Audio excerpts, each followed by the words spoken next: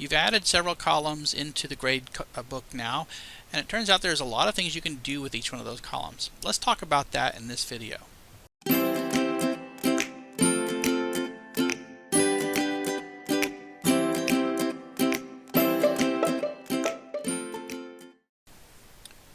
For this video, I've switched over to a full course that I am currently administering in Blackboard, and you can see a full grade center here with grades here for an exam, for some assignments, and also some things that still need to be graded coming up. And we want to look now at the columns and our options with these various columns. And some columns may have slightly different options with them. For instance, assignment columns will be different than, say, exam columns, as you'll see.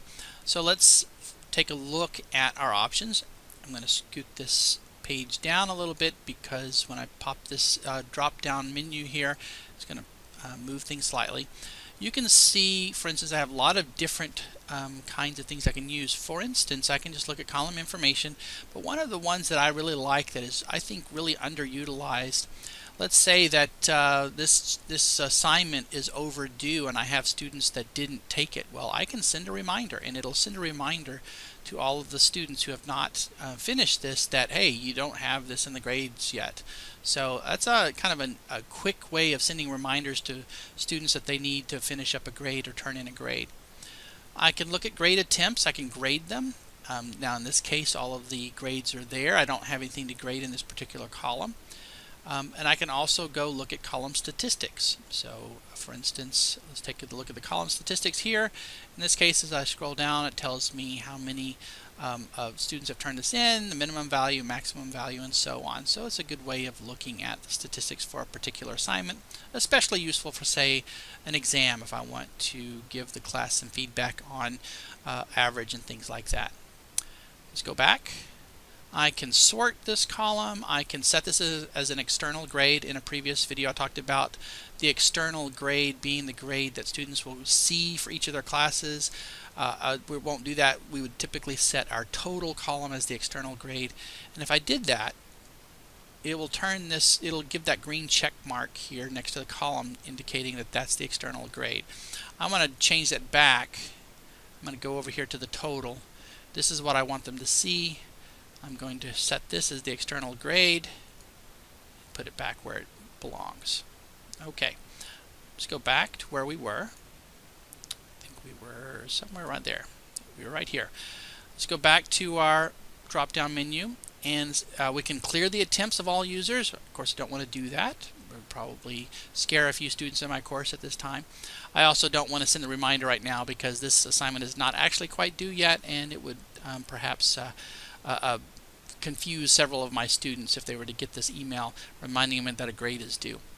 Anyway, I can also hide this from the students, or I can, once I do that, so I can hide this, but I can also show it back to them. I can basically toggle off the hidden part. One of the more powerful things that I can do in columns, and you can't really find this in just the Grade Center, and this is one of the reasons why I wanted to show you what you can do in columns, is that there are more options in these columns than we can find elsewhere. And one of the ones that I really like in this case is that I can grade things anonymously, and I can go grade things by question, for instance. So instead of, for example, as each student completes an exam with all the different questions, instead of grading each exam individually by person, I can instead go and grade by question. So let's grade by question. It's going to take me here. This is the exam with all of the different questions. Now I have a lot of different question sets. So my first question set looks something like this. And I can see all of the different questions that were in that first question set, and here were the different responses. Now in this particular case, I had the students answer each one of these questions. And so now I can click on the number here, and I can go and look at each one of the questions. Now in this case, because these are multiple choice questions, they were automatically graded, but I can go look at them. I can go look, for instance, at the answers that they chose. Now I'm going to have to, you can't see the names over on the left here, but you can see the scores, and I can see, for instance, if they didn't get something right. Let's see if all my students, wow, look at that, all my students got all of this particular question correct.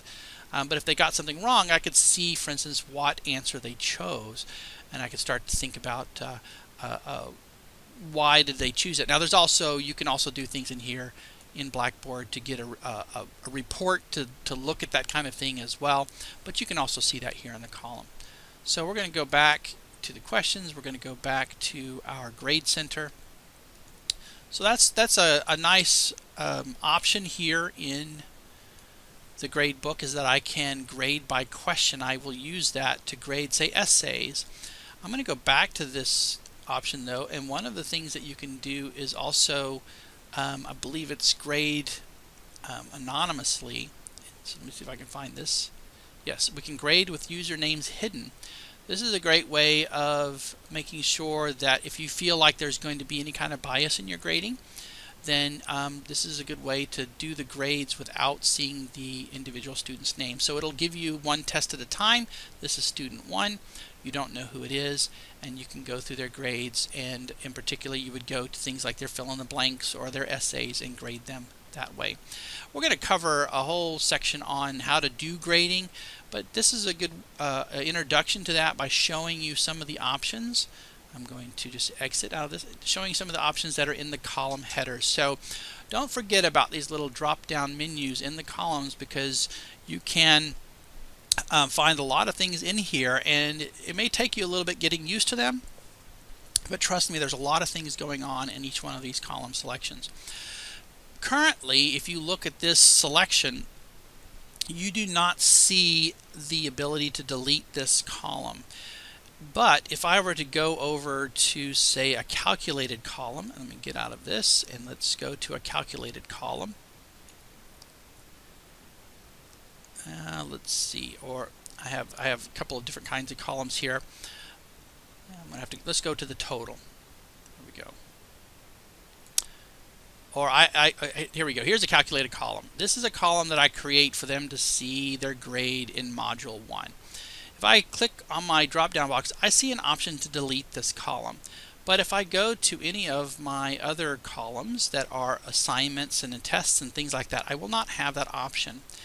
And the reason for that, so for instance here, you'll see that in Chapter 6 Connect Assignment, they cannot delete that. And the reason for that is that the columns that are actually connected to an assignment, an exam, a project, a discussion, you have to go delete that assignment, exam, discussion, or project before you can delete this column. But that total column and that Module 2 column, those were columns that I inserted as a calculated column. So I used the create calculated column to create a total column, and so those are not tied to a specific assignment or quiz or discussion, and so I can delete those. So just be aware of that. If you come across a column and you're wanting to get rid of it and you're trying to delete it but it's not giving you that option to do so, this means that whatever it's linked to is still floating around in Blackboard in your course somewhere, and you've got to go find that and delete that before you can delete that from your grade column. It took me a while to figure that out when I was first starting out, and why I couldn't get rid of that darn column would confuse me for a while until I realized that that particular assignment was still floating around in the course somewhere. So I had to go track it down, delete it, then I could delete the column. Okay, so that's a tour of the things that you can do with columns in Blackboard. In the next video, what I'm going to do is I'm going to show you how to organize these grade columns.